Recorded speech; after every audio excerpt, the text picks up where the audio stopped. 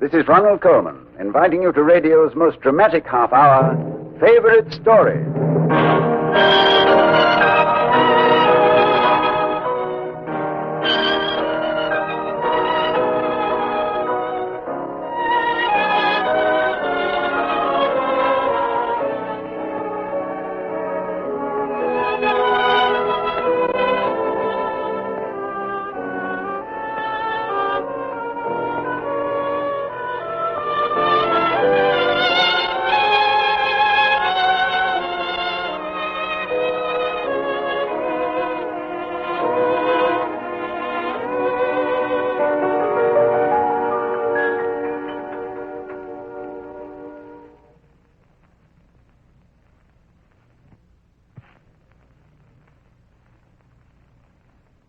Through this same radio loudspeaker that's bringing you my voice this moment, you've heard hundreds of comedy programs accompanied by gales of laughter. But some of the most amusing situations in the world provoke, rather, the warm chuckle and the knowing smile. Ozzie Nelson and Harriet Hilliard have chosen as their favorite story the adventure of two elderly Pennsylvania widows on their way to Japan in a leaky boat. It's a classic of American humor. Frank R. Stockton gave his novel what must be almost the longest title on record, The Casting Away of Mrs. Lecks and Mrs. Aleshine. May I ask that you picture Mrs. Lecks as a tall, gaunt, bony woman with stringy hair and brass-rimmed spectacles. Mrs. Aleshine is squat and dumpy, plump as a Christmas pudding, with high-button shoes and a hat that looks like a potted geranium. All right, we're all set for Act One of Ozzie and Harriet's favorite story.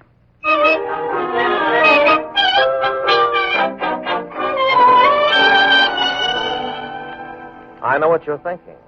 You're saying to yourself that what I'm about to tell you is a tissue of lies. You refuse to believe that two characters named Mrs. Lecks and Mrs. Aleshine could possibly exist. Well, my friend, just skim through your copy of the telephone directory, and you'll find names enough to convince you that Barbary Aleshine and Mrs. Lecks could exist. Now, I will admit that the casting away of these two ladies is a development which you may find a little hard to swallow. But it did happen. I was with them, and I know.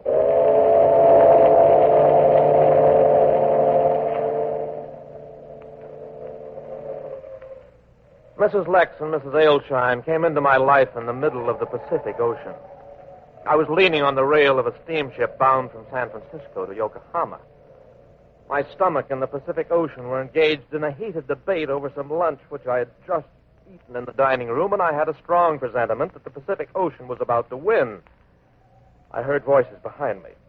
I had the vague feeling they were talking about me, but I didn't much care. Barbary Aleshine. Barbary Aleshine. Now, don't you interrupt me, Mrs. Lecks, till I finish this row. I never can remember whether I'm knitting or purling. Barbary, there's something very peculiar about that young man up there leaning on the rail. Oh, looks kind of peaked, don't he? That is what I think. They ain't giving him enough decent victuals in the dining room. Ain't it a shame? I tell you, Mrs. Lecks, the victuals they serve up on their steamship ain't fitting for a well-bred hog. Young man. You there, young man. Are you addressing me, madam? Mrs. Aleshine and me have been watching you, young man. And we noticed you look a mite pale round the gills. Needs nourishment, that's what he does. Poor fellow. Anything we can do to help? No, I'll be all right. I think. Oh, here, young man. Now, you just help yourself to some of these jelly sandwiches. Jelly? Oh, thank you. It's fresh gooseberry. Put it up myself. Now, Barbary, maybe he ain't over fond of gooseberry. How about some quince preserves, young man? Them brown bread sandwiches is quince. Quince? Help yourself. Ladies, your kindness overwhelms me, but I'm afraid I'm not in the eating mood. Oh, Mrs. Lecks, look at him real good. I do believe he's got a touch of dyspepsia. Young man, you just take a whiff of these smelling salts, and you'll feel chipper as a gray squirrel in less time than it takes to say it. Now you sit right down here in this deck chair and let them smelling salts clear your head. Now, breathe in deep. There, that's the idea. Feeling better already, ain't you? Matter of fact, I am. Well, yes. Just what the doctor ordered. You know, Mrs. Lecks, I reckon he's just about the same age as my son in Tokyo. You have a son in Japan, madam? Barbary does. Her son's in the yard goods business in Tokyo. We're just going to drop in on him to pay a call. We ain't neither of us been no respectable distance away from home before. Except in the time my late husband took me up the state fair now, too. Oh, but that wasn't nearly so far away as Japan. Where do you come from, young man? Well, allow me to introduce myself. My name is Craig. I'm a newspaper man from New York City. New York City? Oh, then I said probably you know an uncle of my late husband. Name of, Grutenheimer. Do you recollect the name? Grutenheimer? Grutenheimer, yes. No, I regret to say I haven't met all the people in New York City. Oh, of course not. Barbara Aleshine, you just got to realize New York City is a whole lot bigger than Meadowville. Barbara and me comes from Meadowville, PA. Well, how you feeling now, young man? Better, Mrs. Aleshine. Much better. Did you say the brown bread sandwiches were quince preserved? That's right. And the others is my gooseberry steak. Oh, goodness, what happened? What the devil is going on? Lord of mercy, what was that? Feels to me as if we've run aground. Well, I wish they wouldn't surprise the body that way. Made me drop 2 stitches in my knitting. Why, I do believe they're having a fire drill of some sort, Miss Craig. Look at them people up there putting on lights. Yes, running around like chickens with their heads cut off. And they ought to be sitting back digesting their noonday meal. Mrs. Aleshine, Mrs. Lecks, this may be serious. I think the ship is starting to list. Well, Barbara and me don't give no never mind if it lists, just so long as it don't tip over to one side. Excuse me, there's the captain. I'm going up and asking what's wrong. Get into a life preserver, man. I'm going to give the order to abandon Yeah, ship. but what's happened, sir? We've scraped the reef that's not listed on the chart. Oh. The pumps are useless. There's a gash on our starboard side big enough to drive a truck through. Oh, great heaven, Captain. What do we do? Take to the lifeboats as fast as possible. Right. There's not 1 second to lose. Yes. And pray to God to look after us all. Lower those sails, Mrs. Lecks! Mrs. Aleshine! Mrs. Lecks! Knit 2, pearl 2. Knit 2, Ladies, get into life preservers immediately. Land sakes, what for? The ship is sinking. Oh. In another 10 minutes, we'll be at the bottom of the Pacific Ocean. Oh, now ain't that provoking. Barbara Aleshine, I swear to you this is the last time we'll ever give our business to this here steamship company. What seems to be wrong? The Mr. ship ran into a rock, that's all. Well, you'd think they'd be a mite more careful how they steered this boat. With all this water hereabouts, seems to me a body would have to be awful careless to go bumping around into rocks. Ain't that your impression, Barbara? That's my sentiments exactly, Mrs. Lecks, to the letter. Ladies, for the love of heaven, hurry up there to the prow of the ship and get a place in one of those lifeboats or you'll be drowned. Now, don't go getting high and mighty, Mr. Craig. Oh. Appears to me we got ourselves in a bit of a pickle, Barbara. I suppose so, Mrs. Lecks. But I must say, I like it. Mrs. Lecks, Mrs. Aleshine, I beg you, those lifeboats are all going to be filled up in a few minutes. Too filled up, if you ask me. Too filled up for comfort. My steamship ticket reads first-class private accommodations, Mr. Craig, and I don't rightly see how they can expect us to double up with a lot of other folks we ain't even been introduced to. Would you rather drown? That's entirely beside the point. What do you reckon we ought to do, Barbara Aleshine? Well, let me see. I just took notice of a little boat tied up by the railing here. See? Where? Why, it's a lifeboat. Yeah, with water kegs and provisions. And nobody in it. Not a soul. It's my impression this boat was probably reserved for the captain and some officers. But we've got just as much right to it as any of them do. More. Because we had nothing to do with the steering and smashing. All right, ladies, we'll take this boat. For the love of heaven, let's hurry. Oh, are you coming with us, Mr. Craig? Come on. Well, I don't know as if it's exactly proper. Now, this ain't no time to be over-righteous, Barbara Aleshine. Especially since you and me don't know beans about rowing. Will you please get down there into that boat, or am I going to have to shove you? Now, don't you get so huffy, Mr. Craig. Remember, you can draw a lot more flies with sugar than you can with vinegar. Oh, my goodness gracious. How are we going to get way down there to that little boat? There ain't no steps. You're going to have to scramble down this rope. Oh, this is going to be a scratchy business. Well, you watch me, Barbara Aleshine. I'll go first to show you how. Oh, no, wait. No, we can't go yet. Now, wait. Why? What's the matter? I forgot my parasol.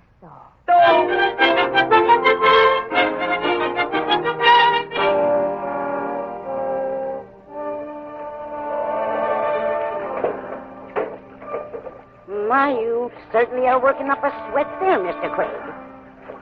Well, I'm trying to keep up with the other lifeboats. I can't seem to do it. You know, Mr. Craig, I don't think this boat has been emptied out since the last rain. Seems like my feet are wet through. That's peculiar, Barbary. I didn't notice no water in the boat before. Neither did I. Maybe that's why I've had so much trouble rowing. Why would that be, Mr. Craig? Now, don't tell me there's something the matter with the floor. Ladies, this boat has a leak in it. Another one? Yes. Appears to me this steamship company ought to be in the fill business. Well, Mrs. Lecks, that explains why this boat wasn't filled up. Oh, we should have known better to expect to have a whole boat just for the three of us. Now, Barbary Aleshine, don't you go find fault with good fortune when it comes to you. Here, we've got a nice, comfortable boat with room enough to sit easy and stretch out if we want to. But, Mrs. Lecks, this boat is going to be sunk in a few minutes, too. Oh, no.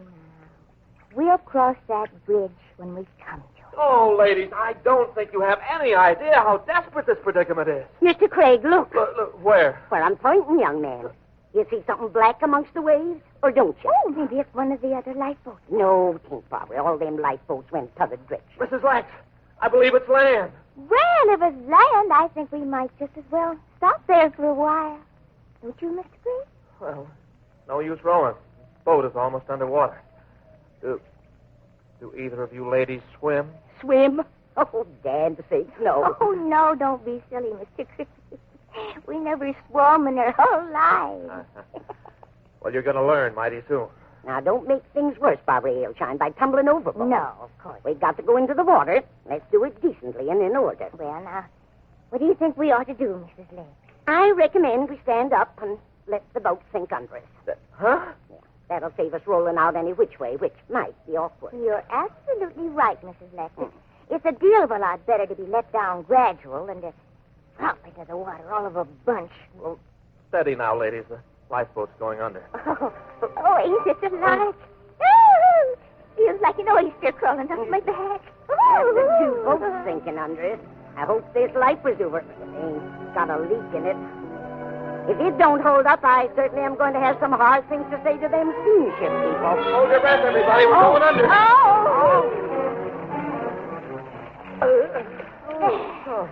Steady, Never ladies. thought it could be so cold. Tastes worse than brine water. Well, to tell the truth, Mrs. Lecks, I prefer a tub. It ain't so roomy as this, but it's more comforting somehow. The life preserver's holding you up? Snug as a bug. Oh. Now, see here, ladies. Each of you take one oar. And if you paddle with it, I think you can make some headway toward the island. Like this. Mr. Craig, Well, that's the general idea. But work it just as if it was a broom and you were sweeping the floor. Oh, like a broom. Oh, we get the idea, Miss Craig. But I don't mind telling you there's one thing I'm powerful afraid of. And if it happens, it's just going to spoil my day. What's that, Mrs. Aleshine? Well, we're both going to be very provoked with you, Mr. Craig. If this island you're taking us to is inhabited by man-eating cannonballs.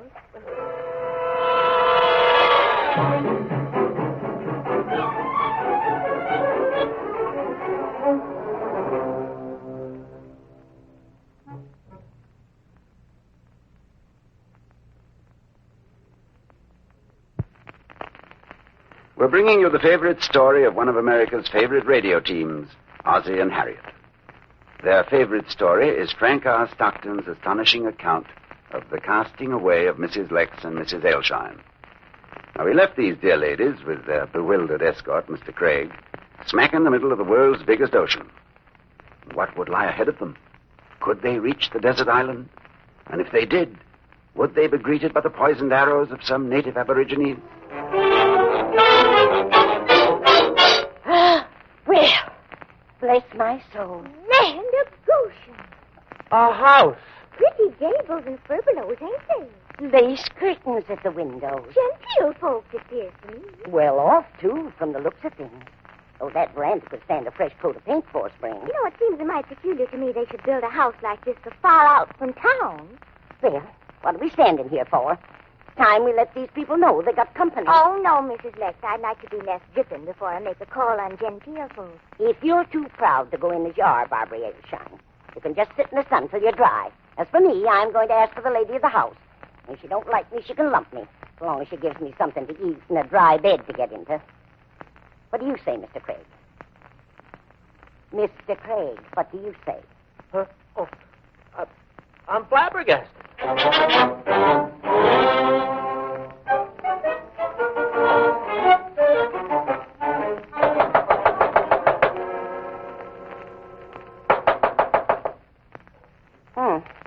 My belief, they're not to home. I think you're probably right, Miss Lecks. I wonder if there's another house in the neighborhood. It's not my feeling that this neighborhood is very thickly settled. Well, my recommendation is we go right on in and make ourselves at home. Without being invited, Mr. Craig?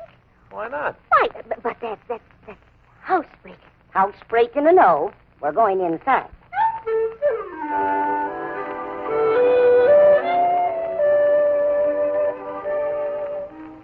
Well, you should have seen those two women when they got inside that house.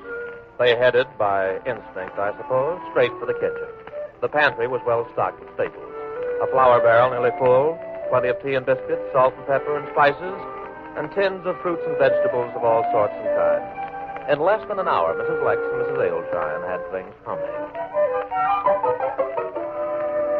Did you get the flour bin rinsed out, Barbary? Oh, done that long ago, Mrs. Lex. Good. I'm just cleaning off these window blinds with ammonia water. Oh. Oh. You know, I've always heard the people who live on desert islands was barbarians. But I just can't fathom barbarians having ammonia water in a broom closet, can you? Moreover, Barbary Aleshine, barbarians don't have Bibles. Bibles? Look right here on this shelf. King James Authorized Version. And see what it says on the fly leaf. Oh, wait till I get on my steps. A. Dusanti. That must be the man's name who lives in this house. Must be. And there's another name underneath it, too. Oh, yes. Emily Dusanti. Oh, now, ain't that a right pretty name? Emily Dusanti.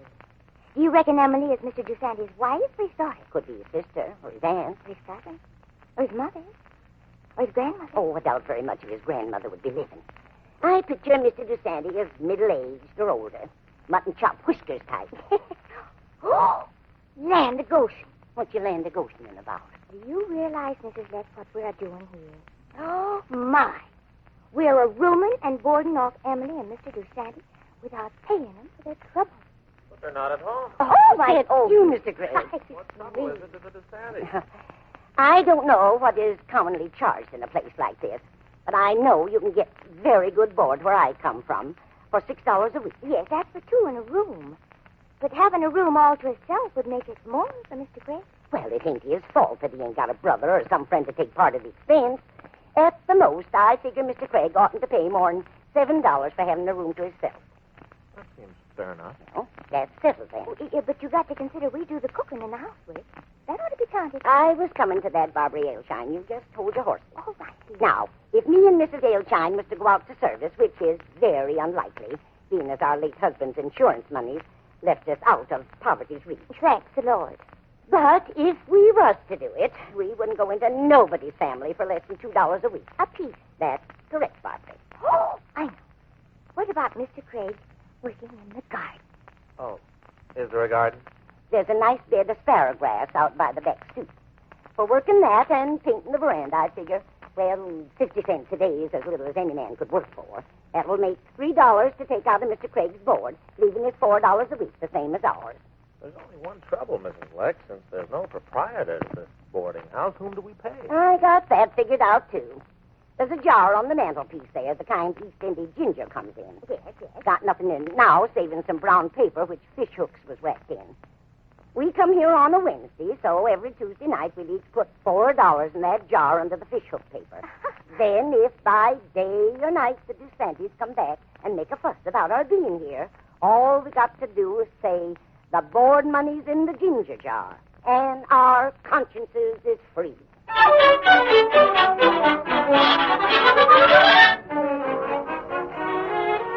And our consciences were free. You'd be surprised how pleasant life can be on a desert island, especially with a housekeeper like Mrs. Lex and a cook like Mrs. Aleshine. We lived kingly for, I don't know how many months exactly. All I know is the ginger jar was getting filled up higher and higher with our board money, until the fishhooks paper was practically shoved out the top. But they say all good things must come to an end. One day while I was hoeing in the bed of sparrow grass, I heard Mrs. Lecks shout through the kitchen window. A ship! Look, a ship! Hello! Hello there! It's them, Barbara, Aleshine. The DeSantis are coming. Hello! Comment ça va? What's he saying, Cook? And he's talking gibberish. Oh, no, wait a minute. I think he's a Frenchman. Sir, we're Americans. Do you speak English? Most assuredly, mes amis. I speak English. But my daughter Emily speaks only French. See, Barbara, I told you Emily was his daughter. I suppose you're Mr. DeSantis. Monsieur Toussaint. But tell me, how did you know my name? Well, we've seen your name and Emily's in your family Bible. Monsieur Toussaint, we were cast away here after a shipwreck. Oh? And we had no choice but to make ourselves at home. But of course, I would have expected it. However, Mr. DeSantis, don't think we've been a-living off you all these months for nothing. No, sirree, sir. If you look on the mantelpiece in the ginger jar underneath the fishhooks paper, you'll find each one of us has paid $4 a week apiece for our board and room for each week we've been here. Yes, that's 19 weeks, Mr. DeSantis. Yes. Which means there's $228 in the ginger jar, carrying us up to and including next Tuesday night.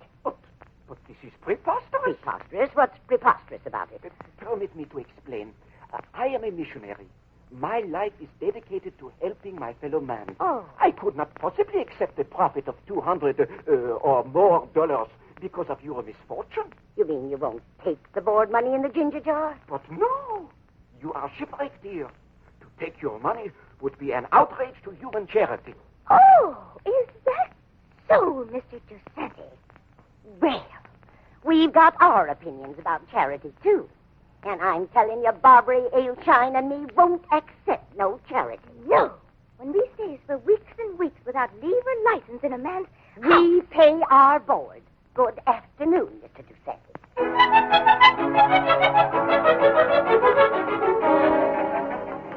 Well, we had quite a problem on our hands.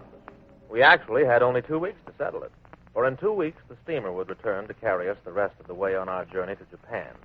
And there seemed to be no solution which would be acceptable to all parties concerned. Then, suddenly, I noticed the most peculiar change in the attitude of Mrs. Lecks and Mrs. Aleshine. Mrs. Lecks, Yes, Mrs. Aleshine. have you noticed what simply beautiful hair that Emily DeSantis has? Like the silk on a prize-winning ear of corn at the state fair. And have you noticed how smooth complected she is? Skin like buttercream in a pitcher. I've noticed, Barbara. And have you observed the color of her lips? Red as a Pennsylvania tomato on the vine. Oh, I tell you, Barbara Aleshine, that Emily DeSantis is going to make a mighty fine wife for some smart man. Too bad she don't talk English. Hush, Barbara, you'll spoil everything. Yes, Emily DeSantis certainly will make some man a fine wife.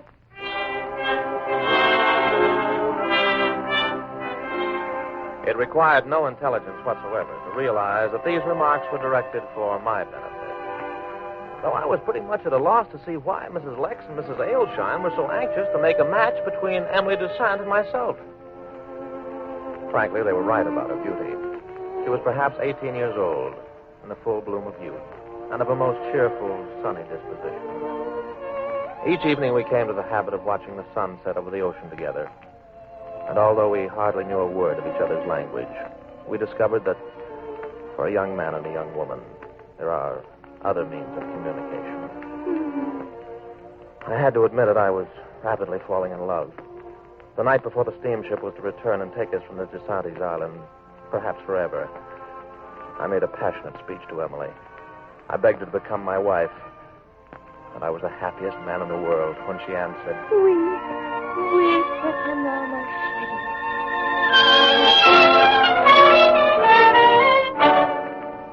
Well, I must say, Mr. Craig, you took your own sweet time about asking her. What does we mean, Mrs. Lecks? Is that yes or no?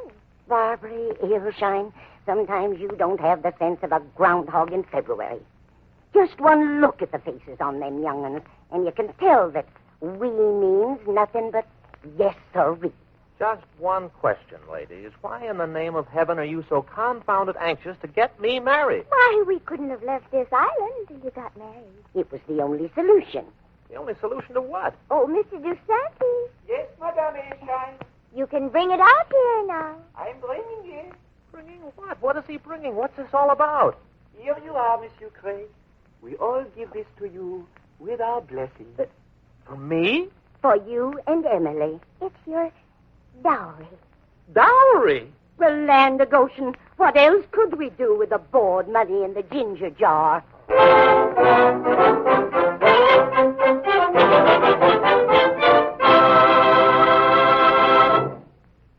For the past half hour, we've been cast away with Mrs. Lecks and Mrs. Aleshine, as described in Frank R. Stockton's famous novel.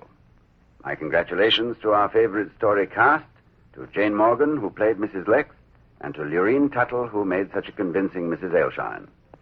The perplexed Mr. Craig was the familiar voice of Ben Alexander, and the radio favorites Ozzie Nelson and Harriet Hilliard chose this week's favorite story.